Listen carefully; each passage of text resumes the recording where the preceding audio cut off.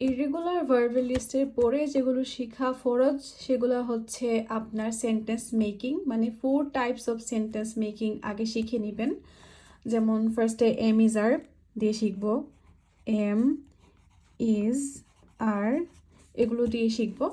তো ফার্স্টেই parts of স্পিচে না গিয়ে আমরা হচ্ছে 4 ধরনের সেন্টেন্স শিখে নিব আগে। হ্যাঁ বোধক, না বোধক, প্রশ্নবোধক, একটা হয় প্রশ্নবোধক না বোধক একসাথে। ভিডিওটা ভালো করে দেখতে থাকুন, এটা দেখলে আপনারা স্পিকিং এ অনেক হেল্প পাবেন। আর যদি আমার ভিডিওগুলো আপনাদের ভালো লেগে থাকে তাহলে অবশ্যই আমার টিকটক আইডিতে ফলো দিয়ে রাখবেন এবং বায়োতে ইউটিউব চ্যানেল লিংক দিয়ে রাখবো, আপনারা অবশ্যই ফলো করবেন, সাবস্ক্রাইব করবেন। ইজ দিয়ে শুরু করলাম। মনে করেন আমি যদি বলতে চাই যে সে একজন ডাক্তার, তাহলে আমি কিভাবে বলবো?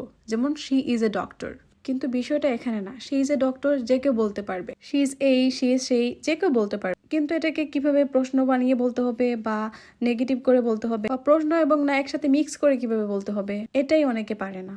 তাই এই 4টা নিয়ম শিখে ফেললেই কিন্তু আমরা ইজিলি কথা বলতে পারবো। যেমন সে একজন ডাক্তার না, সে কি একজন ডাক্তার, সে কি একজন ডাক্তার না, এই টাইপের সেন্টেন্স কিন্তু 6টা, বাট আমরা শুরুতে শিখবো 4টা। প্রতিদিন আমরা এম ইজ আর দিয়ে একটা সেন্টেন্স লিখবো, লিখে তারপর এটা 4টা ফর্ম লিখবো, তাহলে হয়ে যাবে অনেক ইজি। তো নাম্বার 2তে যেমন আমি বলবো সে একজন ডাক্তার না, সেটা কিভাবে হবে? She is not a doctor. হ্যাঁ, এটাও ইজিলি বলা যায়, কিন্তু ঝামেলা পাকে তখন যখন আমি বলবো সে কি একজন ডাক্তার। এখন আমি এটা ইংলিশে কিভাবে বলবো?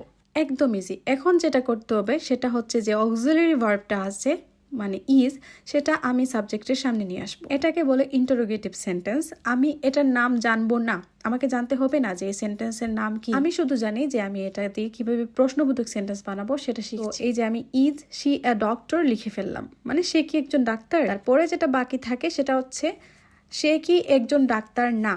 আমরা কিন্তু প্রায় এরকম কথা বলি, এখানে না এবং প্রশ্ন দুইটা একসাথে যোগ হয়েছে। 4 নাম্বারটা একদম নাম্বার 2 এর মতো, শুধু শি ইজ নট এর ইজটা আমরা শি এর সামনে নিয়ে আসবো, মনে রাখার জন্য এই টেকনিক। তো আমরা যদি কনস্ট্রাক্টেড ফর্মে লিখতে চাই তাহলে ইজ শি হয়ে যাবে ইজন্ট শি, মানে নেগেটিভ ইন্টারোগেটিভ যে সেন্টেন্সটা ছিল সেটা এরকম হবে ইজন্ট শি এ ডক্টর, মানে সে কি একজন ডাক্তার না। কথা বলার ক্ষেত্রেও আমরা এরকম বলতে পারি isn't she a doctor. So এই রুলসে প্রতিদিন 4টা করে সেন্টেন্স বানাবেন। নেক্সট ভিডিও বানাবো এম দিয়ে, তারপর আর দিয়ে। আর কেউ যদি আমার কাছে পেইড ক্লাস নিতে চান তাহলে অবশ্যই আমাকে ইনবক্স করবেন। আল্লাহ হাফেজ।